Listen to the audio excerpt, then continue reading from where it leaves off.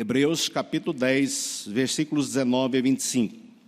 Nos diz assim a palavra do nosso Deus: Portanto, meus irmãos, tendo ousadia para entrar no santuário pelo sangue de Jesus, pelo novo e vivo caminho que ele nos abriu por meio do véu, isto é, pela sua carne, e tendo um grande sacerdote sobre a casa de Deus, aproximemo-nos com um sincero coração, em plena certeza de fé, tendo o coração purificado de má consciência e o corpo lavado com água pura. Guardemos firme a confissão da esperança sem vacilar, pois quem faz a promessa é fiel. Cuidemos também de nos animar uns aos outros no amor e na prática de boas obras. Não deixemos de nos congregar, como é costume de alguns. Pelo contrário, façamos admoestações, ainda mais agora que vocês veem que o dia se aproxima. Vamos orar ao nosso Deus. Deus bendito, nós agradecemos por este grande privilégio que nos dás de podermos nos reunir como igreja do Senhor para prestar culto a Ti, ó Pai. O Senhor é o nosso Deus, nosso Criador, nosso Redentor, e fomos criados, ó Deus querido, para a Tua glória. E quando tributamos glória a Ti, nós nos sentimos, ó Deus querido, realizando aquilo para o que fomos criados. Nós nos sentimos, ó Deus querido, verdadeiramente felizes, verdadeiramente satisfeitos, ó Deus querido, no Senhor, em podermos prestar culto ao Senhor. Ó Deus, agradecemos pela palavra que lemos agora e pedimos que nos dês, ó Deus querido, a iluminação necessária para compreendê-la e para aplicá-la às nossas vidas. Pedimos-te estas bênçãos e já tas agradecemos, no nome de Jesus. Amém. Queridos, imagine a seguinte cena: um pequeno barco, ele está no cais, ele está atracado, ele está bem seguro. As suas amarras, elas estão bem firmes, os nós, as ataduras estão firmes no atracador. Mas ao longo do dia, o movimento das ondas vai exercendo uma força, vai exercendo uma pressão sobre esse barquinho, e as suas amarras, elas podem se afrouxar.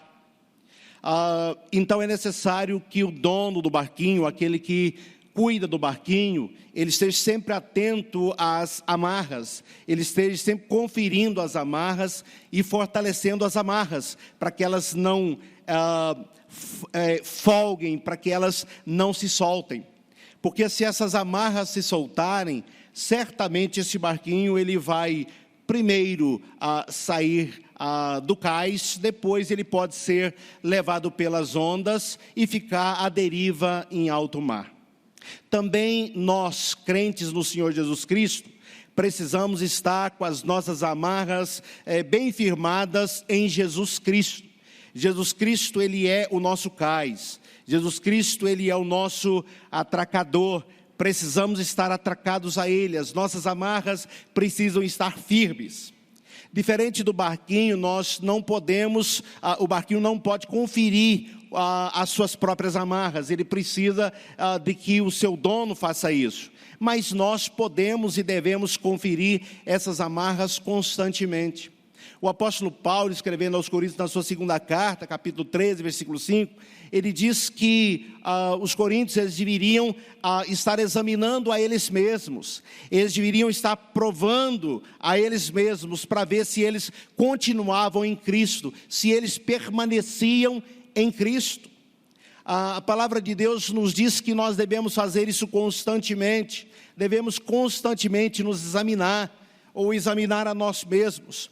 E além disso, além de nos examinarmos a nós mesmos, nós precisamos recorrer à oração do salmista, no Salmo 139, versículos 23 e 24, quando ele pede a Deus que sonde e conheça o seu coração, prove e conheça os seus pensamentos, e veja se há nele algum caminho mau, e o guie pelo caminho eterno. Então esta é a oração do salmista. Certamente ele estava atento à sua vida, ao seu viver diário, para viver de conformidade com a vontade de Deus, em obediência à vontade de Deus. mas ele também estava preocupado com situações que poderiam passar despercebidas, e ele então pede a Deus que o sonde também. Ele sondava o seu próprio coração, mas ele também orava a Deus, pedindo a Deus que sondasse o seu coração, e pudesse também considerar os seus pensamentos, e pudesse orientar a ele quanto a algum pecado oculto na sua vida, quanto a algum erro na sua vida, para que ele pudesse, orientado por Deus, direcionado pelo Espírito Santo de Deus, ele pudesse consertar, ou ele pudesse confessar a Deus, ele pudesse pedir perdão a Deus, e assim caminhar em comunhão com Deus. Então ele estava verificando constantemente as suas amarras, se estava em Cristo. Constantemente eu preciso me perguntar, e você também: eu estou em Cristo? Cristo está em mim? Eu permaneço em Cristo? Cristo permanece em mim? Eu permaneço na sua palavra? A sua palavra permanece em mim? E esse é um exercício que eu e você, nós precisamos fazer constantemente, todos os dias da nossa vida. Não há um dia que nós podemos nos dar ao luxo de não fazer esse exercício, de não praticar este exercício, porque corremos o risco de nos afastarmos. Corremos o risco de, por um tempo, nos afastarmos. É claro que aqueles que são de Cristo, eles não se afastarão definitivamente, mas pode ser que durante um tempo eles fiquem à deriva, mas certamente Deus, pela sua misericórdia, através de disciplinas e de outros instrumentos que Deus usa, irá trazê-lo de volta para o cais, ao porto seguro. Queridos, então é importante considerarmos isso. A carta aos Hebreus, ela foi escrita para cristãos judeus que estavam considerando seriamente deixar o cristianismo, deixar a vida cristã, deixar Cristo, deixar o Evangelho, deixar a nova aliança e voltar para o judaísmo, a sua antiga religião. E por que eles estavam considerando isso? Porque a vida não era fácil para eles mesmos. Eles estavam passando por grandes sofrimentos. Muitos até mesmo tinham seus bens tomados por causa da sua fé em Cristo Jesus, por causa da sua fidelidade a Cristo Jesus. Sofriam muito. E eles então, por causa do sofrimento, e o sofrimento se dava porque os seus próprios familiares, que eram judeus e que não tinham se convertido ao cristianismo, faziam uma grande pressão sobre eles. Então, dentro da própria casa, eles tinham familiares fazendo pressão sobre eles para que eles deixassem o cristianismo e voltassem ao judaísmo. Havia também a pressão por parte dos seus patrícios, os outros judeus que não haviam se convertido, fazendo pressão sobre eles também, para que eles voltassem para o judaísmo. Havia uma pressão do governo, porque o cristianismo não era uma religião oficial. O judaísmo era aceito dentro do Império Romano, mas o cristianismo não era aceito. Então os cristãos eram perseguidos. No ano 49, Cláudio, ele decretou que todos os judeus que estavam em Roma deveriam sair de Roma. Ele expulsou os cristãos de Roma. Em 64, ou perto do ano 64, Nero começa também uma grande perseguição aos cristãos. Então, nesse período aí, entre 49 e 64, a carta aos Hebreus foi escrita para estes cristãos que, passando por esses sofrimentos, passando por essas perseguições, servindo ou fazendo parte de uma religião que não era oficial, que era perseguida. E uma outra coisa, o cristianismo ele era simples. O judaísmo era pomposo, estava lá os sacerdotes com as suas indumentárias, o sumo sacerdote com as suas vestes, e eles entravam para oficiar, e era uma cerimônia assim, belíssima, vistosa, pomposa, enquanto que o culto cristão, eles não tinham um templo para se reunir. Eles tinham que se reunir na sinagoga, nas casas, e eles então se reuniam quase que na clandestinidade, e era um culto simples, como deve ser o culto a Deus. Culto a Deus, ele é simples, leitura da palavra, pregação, cânticos de louvor ao nosso Deus, não havia toda aquela pompa. Então eles olhavam e viam que eles não tinham aquela pompa, haviam deixado para trás aquela pompa do judaísmo, e agora sendo cristãos eles não tinham isso. Então eles começaram a considerar voltar atrás, voltar ao judaísmo. Então essa carta é escrita para dizer para eles: não façam isso, para ensiná-los, para exortá-los, para adverti-los, para encorajá-los a que não façam isso. E ele vai argumentar por que eles não deveriam fazer isso.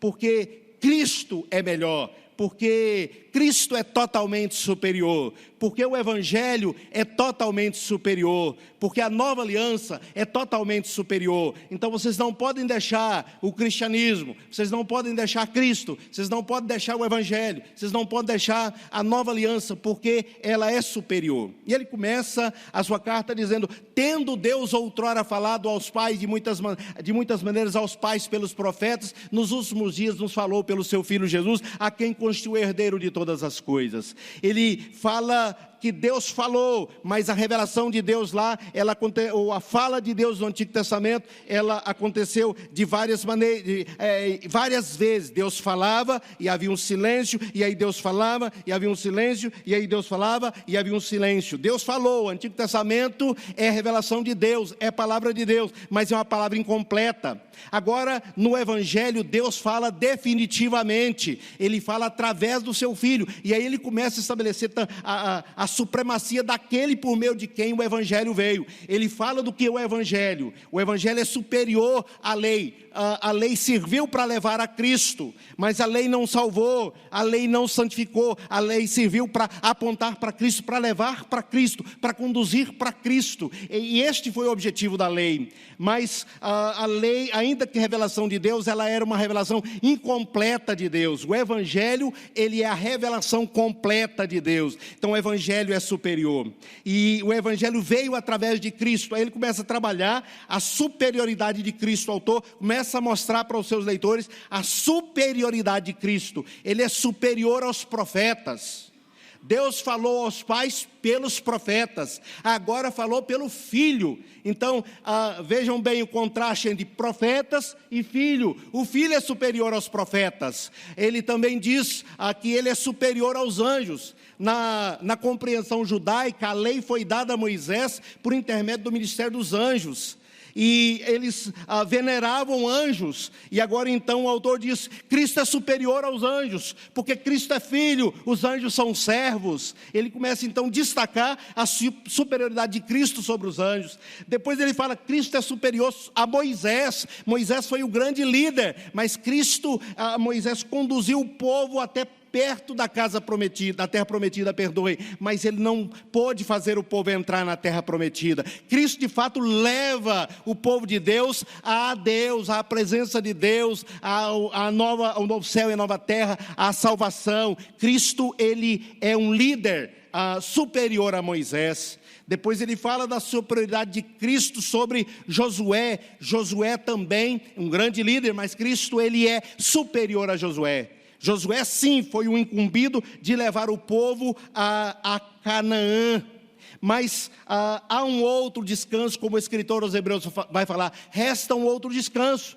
Se eles tivessem verdadeiramente entrado no descanso prometido por Deus, aquele descanso é tipológico, é simbólico, fala do verdadeiro descanso que está prometido para os que estão em Cristo Jesus, para os que creem em Deus, para os que creem em Cristo Jesus, um descanso eterno na presença de Deus, vida eterna com Deus nos céus. Então Josué levou o povo a Canaã, ele foi o líder responsável por introduzir o povo na terra de Canaã, mas Cristo é superior a ele, porque Cristo não introduz em Canaã, Cristo introduz na presença de Deus. Ele leva o homem a Deus, a pessoa de Deus. Ele leva o homem à vida eterna, à salvação eterna, não um descanso temporal nesse mundo, mas um descanso eterno na presença de Deus. Cristo é superior a Arão, ao sacerdote, ou sumo sacerdote, e os sacerdotes também. Cristo é superior, o sacrifício dele é superior.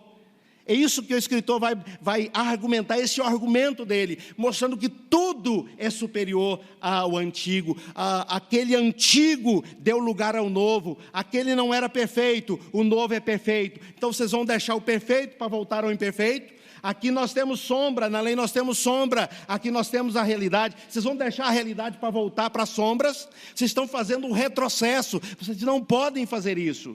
E ele vai, além de falar sobre todos esses assuntos, o estilo dele ele vai intercalando o ensino dele com advertências.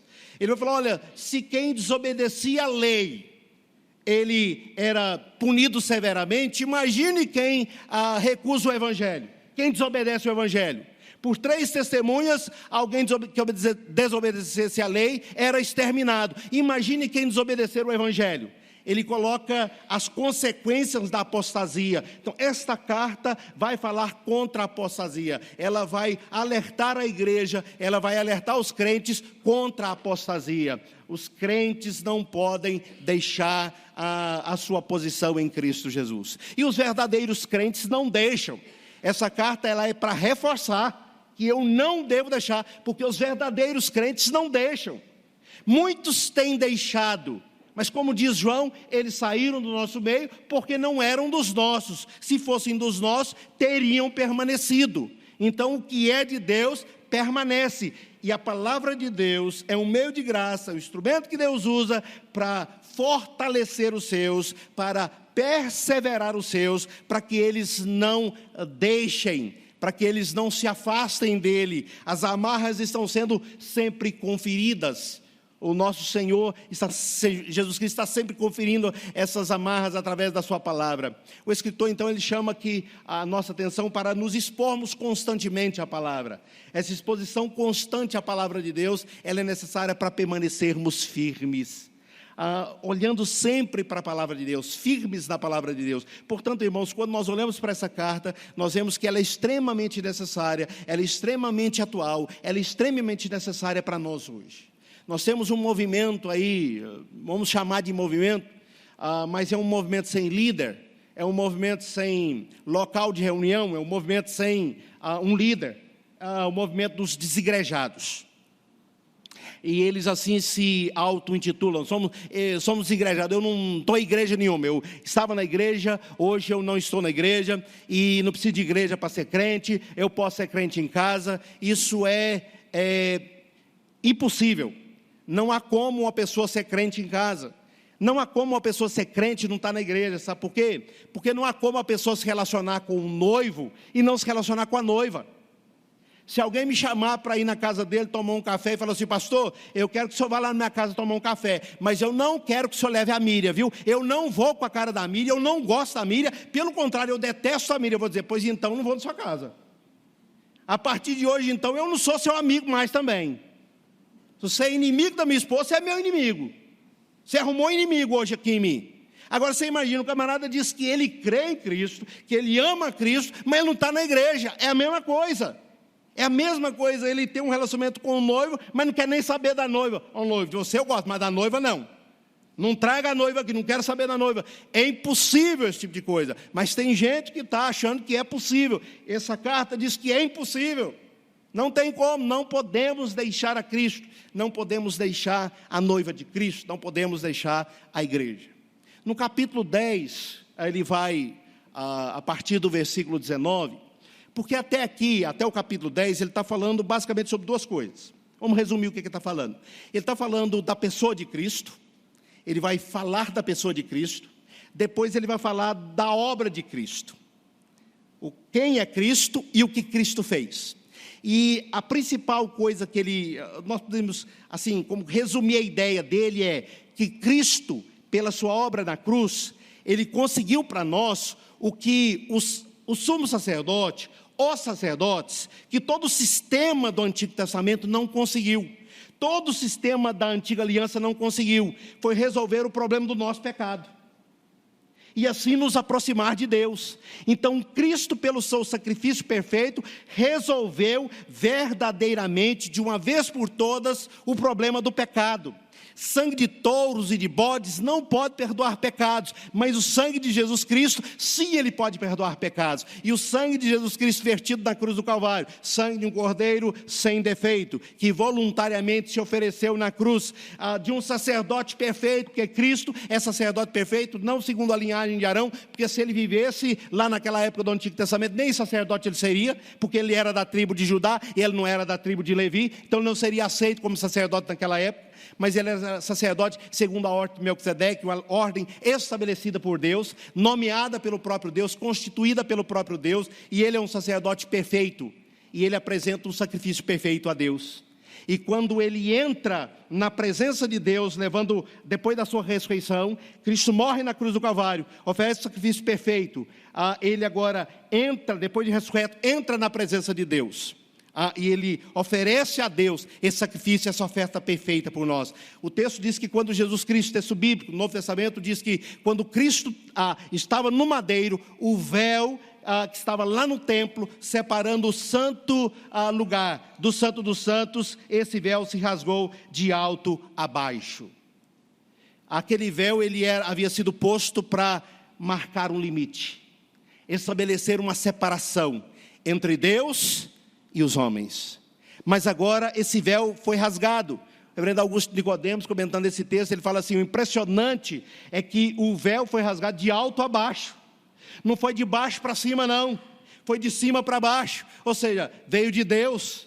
Deus deu o cordeiro perfeito, que ofereceu o sacrifício, o sacerdote perfeito, que ofereceu um sacrifício perfeito. Cristo agora, pelo seu sacrifício, ele conseguiu, sabe o que para mim e para você? Acesso a Deus. Acesso a Deus. Nós temos acesso a Deus. Jesus, o sacerdote perfeito, apresentou ao Pai um sacrifício perfeito, uma oferta perfeita. Conquistou para nós perdão de pecados, purificação. E agora nós temos acesso a Deus. Este é o grande privilégio, acesso a Deus. Você e eu temos acesso a Deus.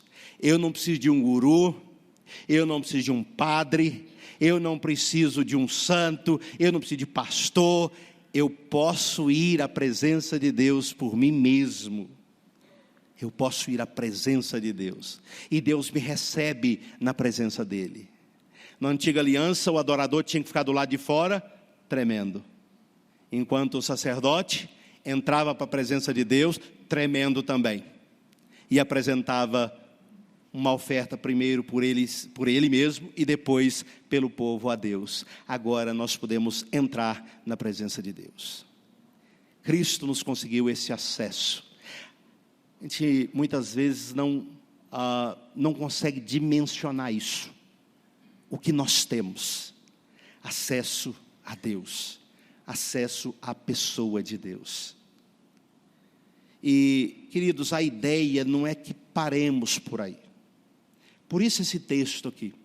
Por isso em conversa com o reverendo Gustavo, ele me pediu um tema, e eu coloquei para ele esse tema que Deus colocou no meu coração, para trabalhar as implicações de nós termos aí Cristo como nosso sumo sacerdote, aquele que apresentou um sacrifício perfeito, aquele que nos conquistou acesso a Deus.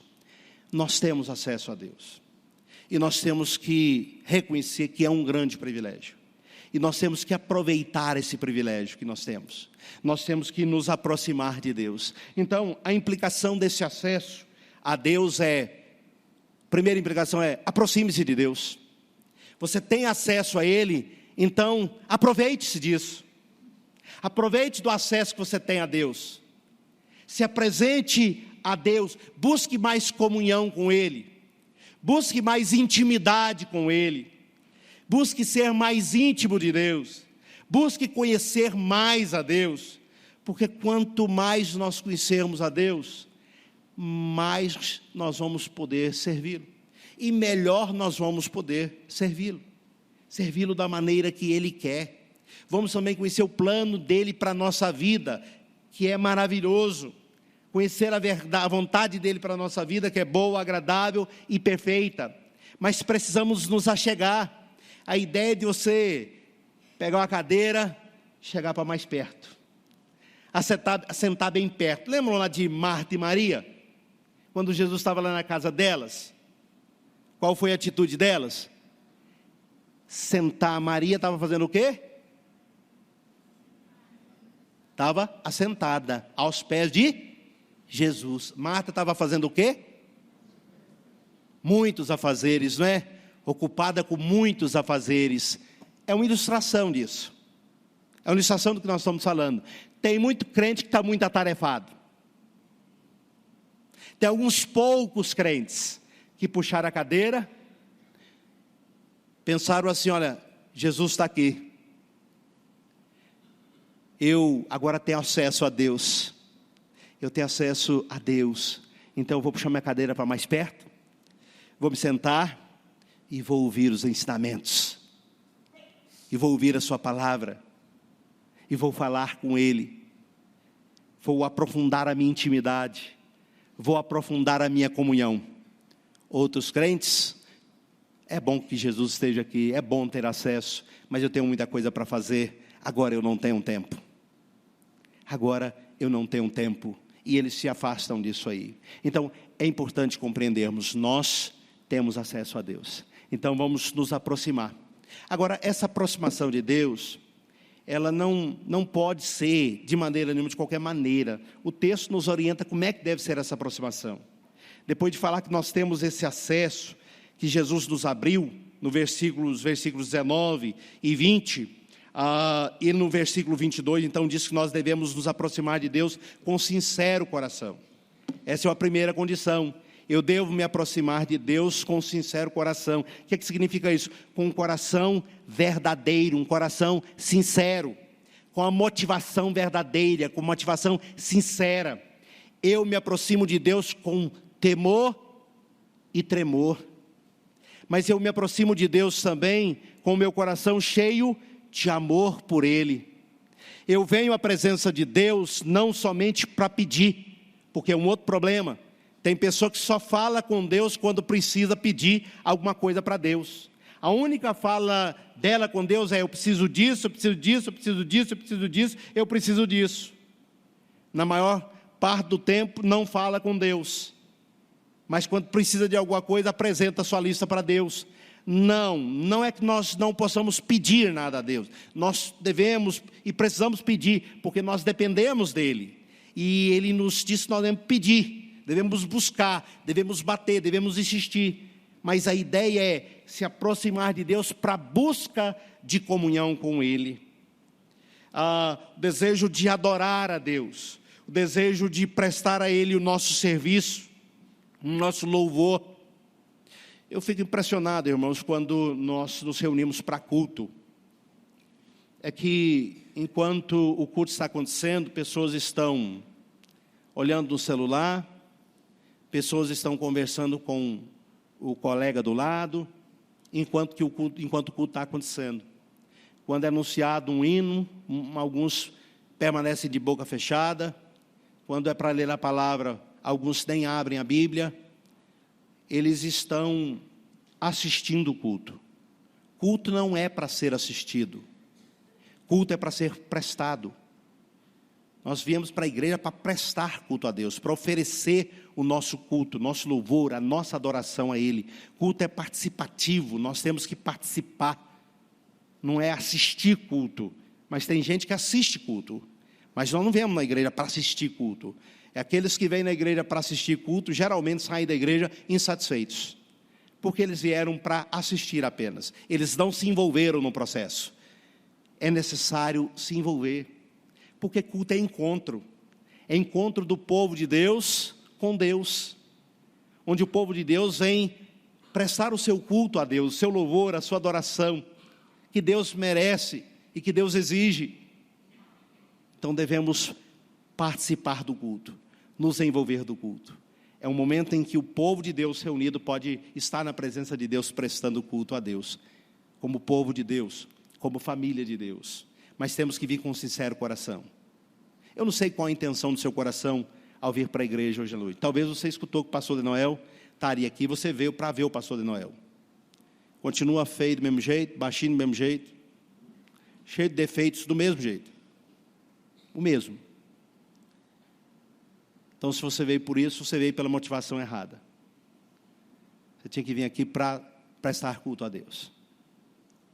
Então, você tem esse privilégio de estar sempre na presença de Deus. Você tem esse privilégio de poder estar com os irmãos, prestando culto a Deus. Então, apresente-se na presença de Deus com sincero coração. E ele diz mais, essa aproximação também diante de Deus, ela deve ser não só com sincero coração, mas ela deve ser em plena certeza de fé. Versículo 6 do capítulo 11 diz que sem fé é impossível agradar a Deus. Porquanto aqueles que dele se aproximam precisam crer que Ele existe e que Ele se torna galardoador. A fé é necessária, queridos, porque nosso relacionamento com Deus, ele é um relacionamento baseado na fé. Nós não vemos Deus com os nossos olhos físicos. Nós não vemos. Às vezes a gente pensa que talvez relacionar com a pessoa com quem a gente vê seja mais fácil, mas nem sempre é assim, né? A gente está sempre vendo a esposa da gente, e isso significa que o relacionamento com a esposa seja mais fácil, ou com o esposo, ou com o amigo. Relacionamentos são difíceis, né? O relacionamento com Deus ainda é mais difícil por causa dessa indisposição que há em nós, e porque nós não vemos Deus. Mas nós não vemos Deus porque nós não nos aproximamos dEle, verdadeiramente pela fé, crendo nele, crendo que Ele existe, crendo que Ele é Deus. Tem crente na igreja que não acredita na existência de Deus, continua na igreja por um costume, questão de tradição familiar, mas ele tem sérias dúvidas no seu coração, na sua mente, se Deus existe. E se você se aproxima de Deus sem crer que Ele existe, e sem crer que Ele ouve a sua oração, que Ele recebe o seu culto, você não está se aproximando de Deus da maneira correta. Você não está aproveitando essa liberdade que você tem, esse privilégio que você tem de acesso a Deus. Você deve realmente crer que Deus existe. Você deve entender, Deus é o Criador de todas as coisas, Ele é o meu Deus, o meu Redentor, eu amo e eu estou na presença dEle para prestar culto a Ele, e Ele recebe o meu culto. É preciso crer que Deus existe, é preciso ter fé, e você precisa pedir a Deus que te dê essa fé, essa convicção. E a palavra, agindo, lendo a palavra, estudando a palavra, meditando a palavra, essa fé certamente vai ser aumentada. Paulo também, Paulo, a ideia que de Paulo escreveu, né? Muitos cometem esse erro. Irmãos, não foi Paulo que escreveu, ou pelo menos segundo a maioria dos estudiosos, não foi Paulo que escreveu aqui Hebreus, não, viu? A lista é grande, até Priscila está na lista lá dos que possivelmente tenham escrito a carta aos Hebreus, mas era alguém que conhecia o culto no Antigo Testamento, conhecia as leis, os cerimoniais, que escreve essa carta. Orígenes diz que Deus sabe.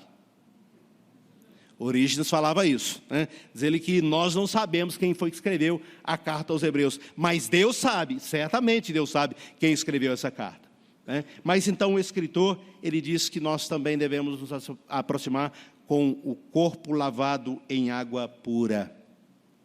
A ideia aqui também é de um cerimonial, dos cerimoniais do Antigo Testamento, cerimoniais de purificação.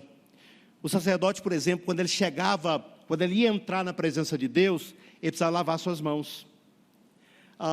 Em algumas cerimônias, o sacerdote precisava despir as suas vestes, tomar um banho, vestir as vestes apropriadas. Algumas ele chegava e lavava a mão, outras ele precisava despir-se e tomar um banho, ficava lá do seu calçolão, só com o calçolão, banhava-se e vestia suas vestes para ele poder oficiar. Algumas cerimônias, o couro, o estrume do animal que era oferecido a Deus lá, isso deveria ser queimado fora do altar. A pessoa que era responsável por levar isso e queimar fora do altar, ele era considerado imundo. Ele tinha que voltar, ele tinha que lavar suas vestes em água limpa, ele tinha que se banhar em água limpa, e ele era impuro até o final do dia. Depois do final do dia, ele passava a ser considerado puro novamente. As purificações cerimoniais, é a ideia que ele está dizendo aqui, irmãos, nós não temos isso para nos limitar hoje a entrar na presença de Deus mais. Nós não precisamos de nos lavar. Eu e o Gustavo e o Fábio não tivemos que tomar banho ali antes, quer dizer, tomamos banho, né? Tomamos banho, mas não estou falando ali de entrar aqui para dentro da porta, lavar as mãos, lavar os pés aqui do lado de fora para poder entrar para cá, não. E você, para entrar na presença de Deus, não tem que estar preocupado aí com essas cerimôniazinhas que lá no Antigo Testamento o povo observava, e alguns até estão tentando recuperar aí hoje, né? Estão tentando recuperar, algumas igrejas aí estão tentando recuperar essas cerimônias do Antigo Testamento. Ao fazer isso, está dizendo que o que Cristo fez não valeu de nada, né? Estão na contramão de direção do que nós entendemos como revelação do Evangelho. Alguns veem aqui nesse lavar do corpo com água pura, não só uma ideia de purificação, né? Essa purificação ela já aconteceu em Cristo Jesus, nós já somos purificados, mas veio aqui a ideia também do batismo cristão, que nós assumimos um compromisso público, porque o batismo cristão, ele fala também de um compromisso público. Eu assumo o compromisso, eu venho cá, professo a minha fé em Cristo Jesus. A pessoa, quando ele chega para a igreja, ele faz a classe de catecúmenos, depois ele é examinado pelo conselho, e aí no dia determinado pelo conselho, ele vem aqui na frente, o pastor faz para ele algumas perguntas, ele responde essas perguntas, então ao respondê-las, ele estará professando publicamente a sua fé em Cristo Jesus, depois ele recebe o batismo, e ele então agora está admitido à igreja, ele é admitido como membro da igreja. Então o batismo também é uma forma da pessoa estar assumindo um compromisso público com a igreja, da pessoa estar se vinculando à igreja. A ideia aqui de alguns escritores é que também poderia estar dizendo assim, olha, você precisa estar congregando, você precisa estar, e depois ele vai falar sobre isso, né? Mas você precisa estar comprometido com Cristo. Você precisa ser uma pessoa comprometida com Cristo. Não basta somente dizer que crê, você tem que demonstrar esse compromisso. Tem muita gente que diz que crê, mas não tem demonstrado esse compromisso, esse comprometimento com Cristo. Então, meu querido, não é só uma questão de você vir e adorar, de você fazer as suas orações, de você entrar na presença de Deus, de você ler a Bíblia, mas você não viver uma vida de comprometimento com Cristo, com a palavra dele. A vida cristã é uma vida de comprometimento. O verdadeiro cristão é aquele que está comprometido com Cristo, comprometido com a palavra de Cristo. Então, são requisitos necessários para que aproveitemos desse acesso, para que nos aproximemos de Deus. Mas ele ainda fala que uma outra implicação desse acesso que nós temos a Deus é que nós devemos guardar firmes a confissão da esperança. Veja aí o versículo 23. Guardemos firme a confissão da esperança, sem vacilar, pois quem fez a promessa é fiel.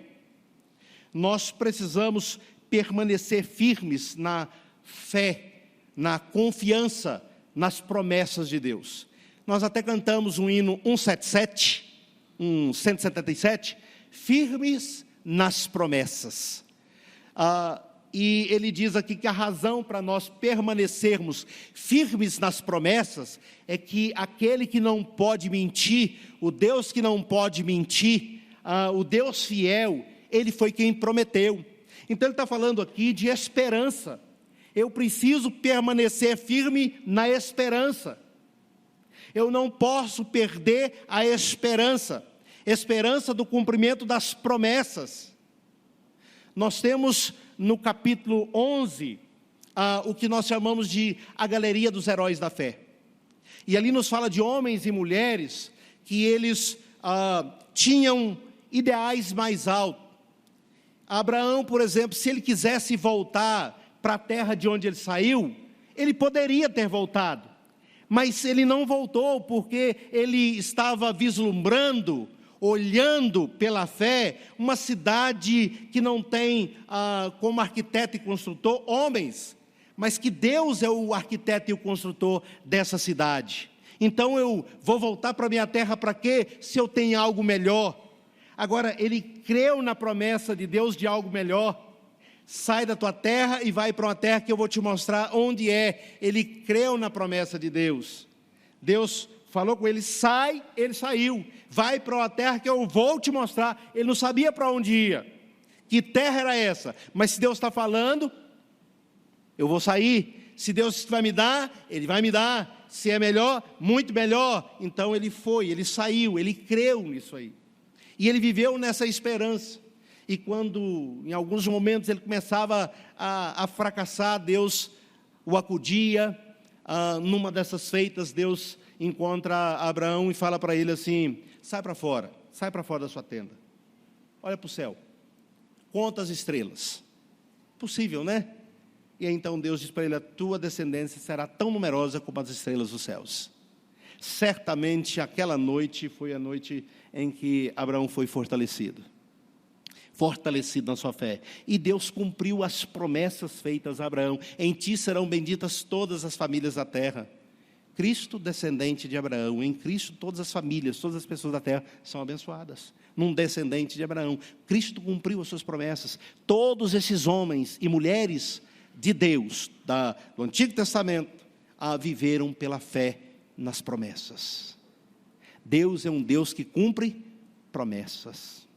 Ele cumpre as suas promessas. E devemos crer nisso. Não perca a sua fé, não perca a sua confiança. Deus fez promessas. Ele nos prometeu um novo céu e uma nova terra. E a implicação disso é, meu querido, você pode ter a sua casa, você pode ter um bom emprego, uma boa colocação no mercado de trabalho, uma boa casa, um bom carro, mas não ponha seu coração nisso não. Não se apegue a isso. Isso é só para essa vida aqui. Deus tem para você muito mais. A teologia da prosperidade traz o céu para a terra. E a teologia da prosperidade faz com que os homens desejem ficar na terra. A teologia da prosperidade desvia os olhos dos homens do céu. Eles olham para a terra, porque tudo que está prometido desceu, é aqui, é nessa vida. Não olha para lá, lá não tem mais nada, não, é tudo aqui. E os homens hoje estão olhando só aqui, só nesse plano físico. Só bênçãos materiais.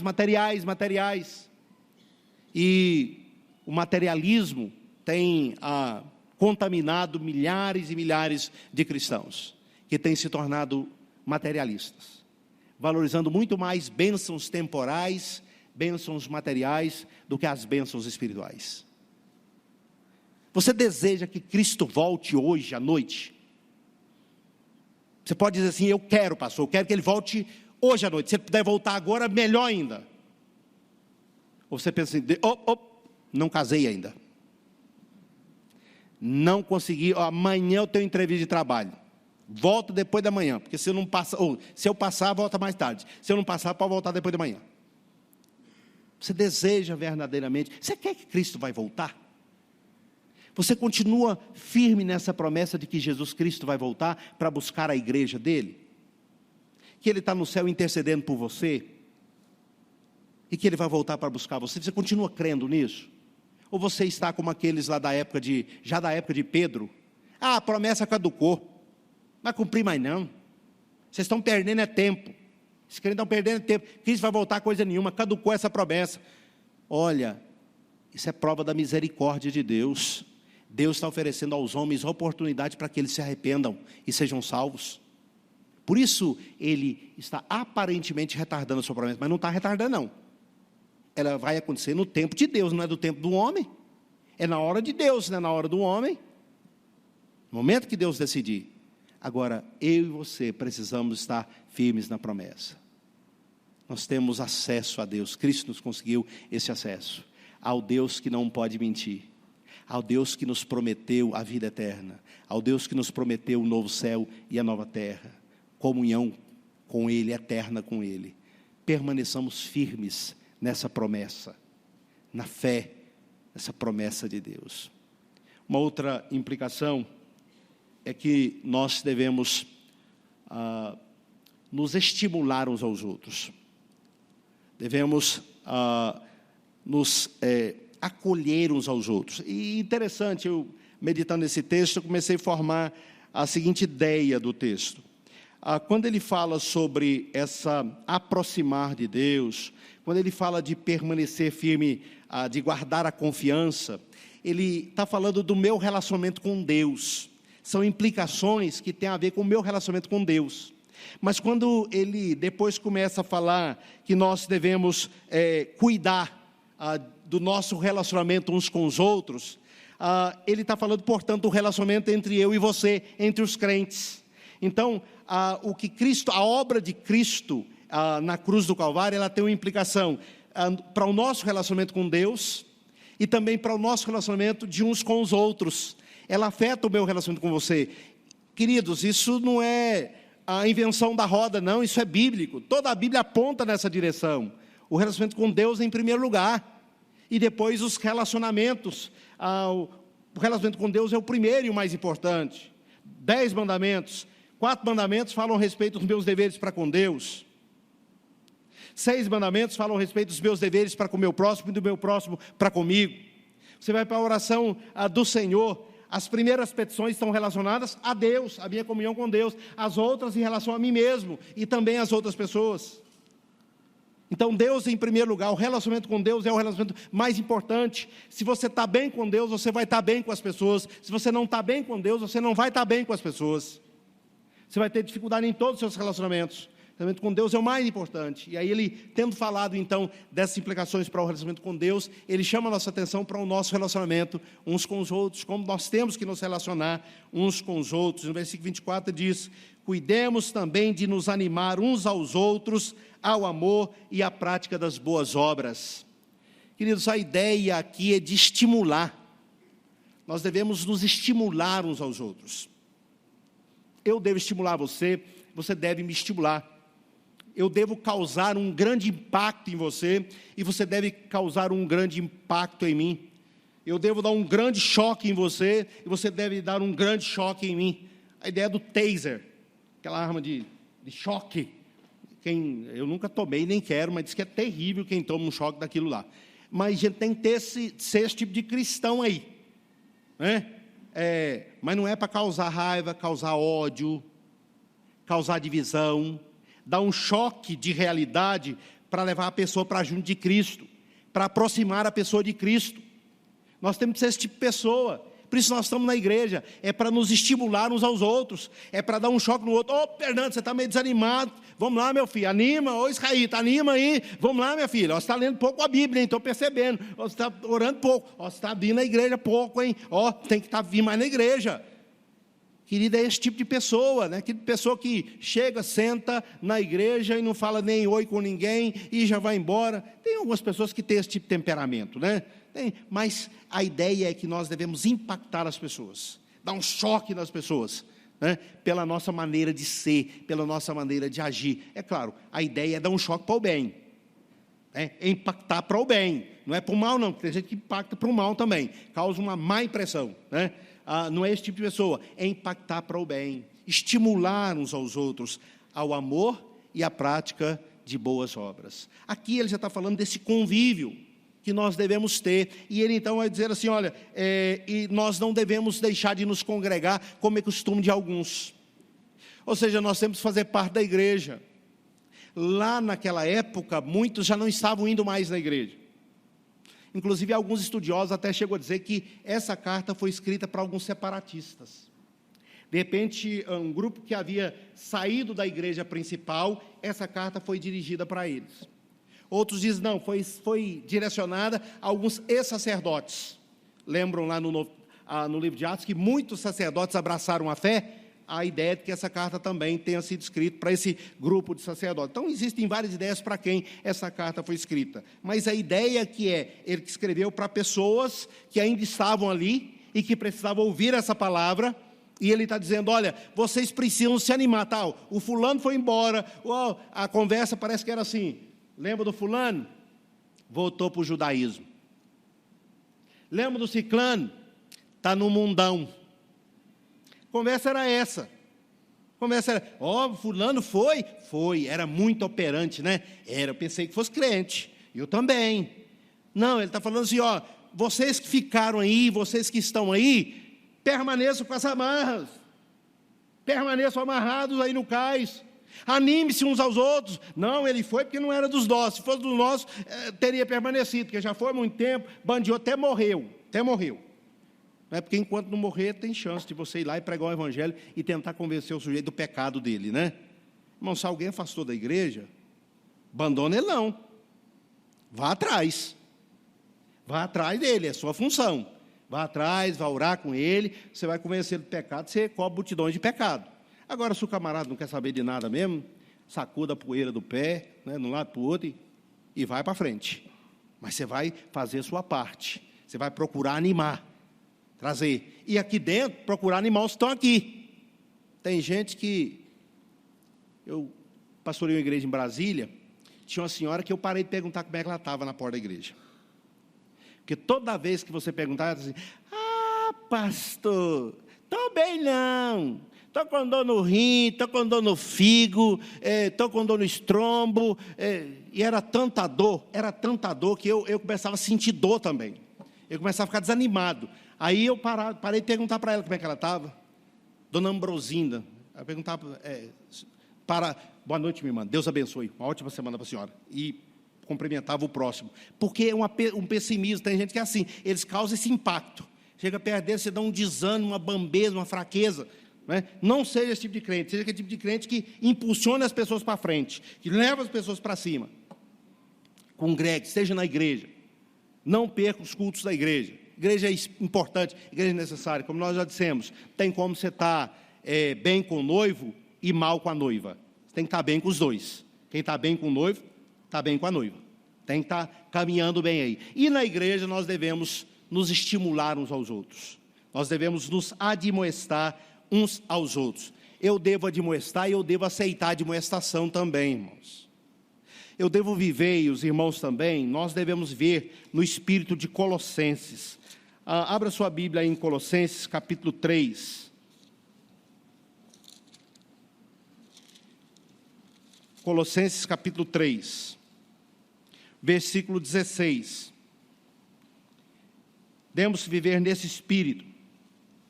Que a palavra de Cristo habite ricamente em vocês.